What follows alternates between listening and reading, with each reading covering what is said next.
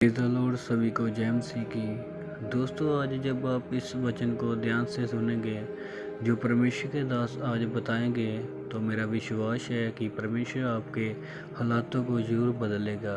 क्योंकि दोस्तों, जैसे परमेश्वर के दास कहते हैं कि जब आपको लगे कि परमेश्वर आपकी प्रार्थना का उत्तर नहीं दे रहे हैं, तो समझ लेना कि परमेश्वर आपके लिए कुछ बेस्ट तैयार कर रहे हैं, जो आपकी ब्लेसिंग को हमेशा के लिए बनाए रखे। तो और दोस्तों, पहले हम इस वीडियो को देखते हैं जो परमेश्वर के दास हमें बताना चाहते हैं।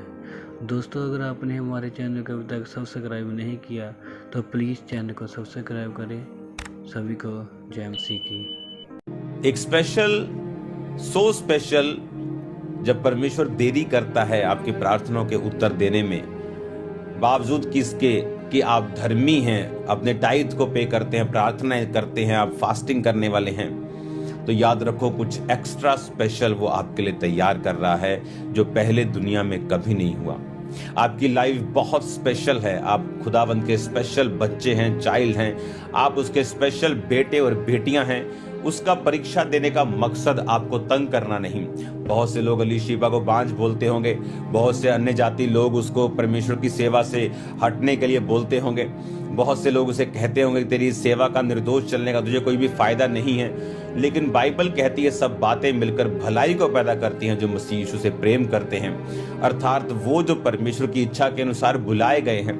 अगर आप परमेश्वर की इच्छा के अनुसार बुलाए गए हैं, अगर आप परमेश्वर के मुताबिक, उसके वचन के मुताबिक चल रहे हैं, तो बाइबल कहती है सारी बातें मिलकर भलाई को पैदा करेगी। आपकी लाइफ में जो छोटी सी छोटी घटनाएं हो रही हैं जिनसे आप परेशान हैं, डोंट वरी, एक ही चीज का आपने ध्यान रखना है।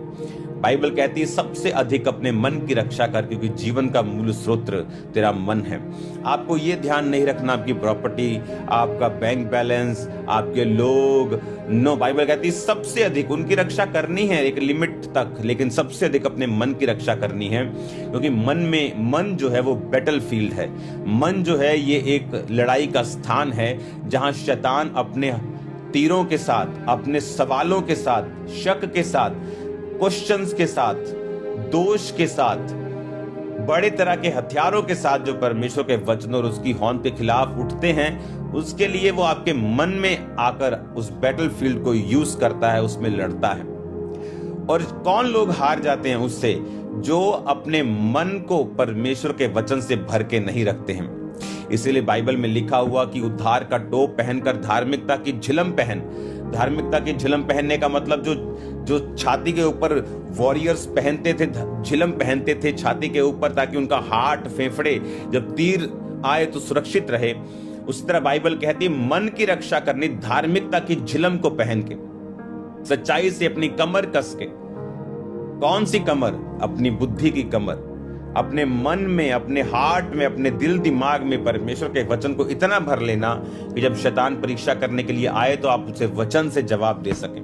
आप शैतान के साथ मन में बहस करके या अपने मिरेकल्स को बता के आप उससे जीत नहीं सकते।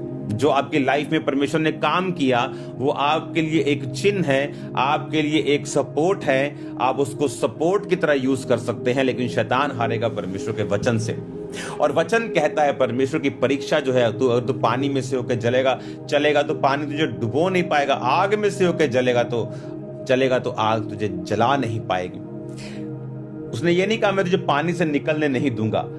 मोस्टली लोग जब परीक्षाएं होती हैं वो परमेश्वर पर से विश्वास को खो बैठते हैं, लेकिन उन्हें यह नहीं पता कि एक सो स्पेशल चीज जो सिर्फ आपके लिए ही परमेश्वर ने रखी है। भूल जाओ इस दुनिया में 400 करोड़ लोग क्रिश्चियन हैं। आप सोचो, आप और परमेश्वर ने आपको बनाया है।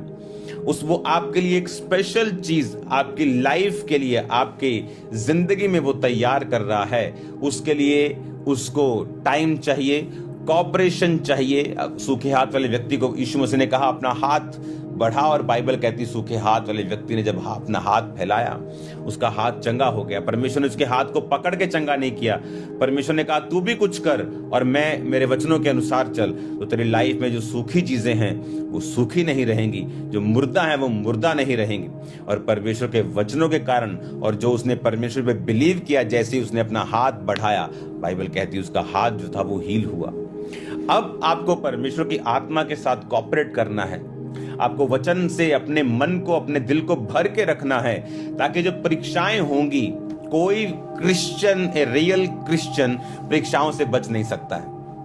आप परीक्षाओं से नहीं बच सकते। परीक्षाएं होंगी, लेकिन आपकी परीक्षा आपको किसी खास मकसद के लिए तैयार करने के लिए है। आपकी परीक्षा किसी खास प्लानिंग के लिए जो परमेश्वर ने आपकी लाइफ के लिए रखी है उसके लिए है। अपनी परीक्षाओं में बहके नहीं, अपनी परीक्षाओं में भागे नहीं, अपनी परीक्षाओं में निराश ना हो, अपनी परीक्षाओं में प्रार्थना ना छोड़ें, अपनी परीक्षाओं में वचन पढ़ना ना छोड़ें, अपनी परीक्षाओं में फास्टिंग ना छोड़ें, चर्च ना छोड़ें, बोना ना छोड़ें, विश्वास को ना छोड़ें। बेमन होके भी आप चर्च आ सकते हैं, मैं भी गया हूं। बेमन होके हम बो सकते हैं, मैंने भी किया है। लेकिन शक तब पाप बन जाता है जब हम अपनी शक के अनुसार चलना शुरू करते हैं। वो शक पाप नहीं जिसके अनुसार हम चले नहीं। अब्राहम के मन में विश्वास रूपी शक या शक रूपी विश्वास आ गया था कि अब उसके बच्चा नहीं होगा। तो जब दूत ने कहा कि अब तेरे आने वाले समय में, अगले साल इसी वर्ष में संतान होगी, इसी टाइम में, तो उसने कहा इस्माइल तेरी दृष्टि में बना रहे प्रभु। अब क्या मैं बूढ़ा और मेरी पत्नी जो 90 साल की है, क्या अब हमारे बच्चा होगा या पुत्र होगा?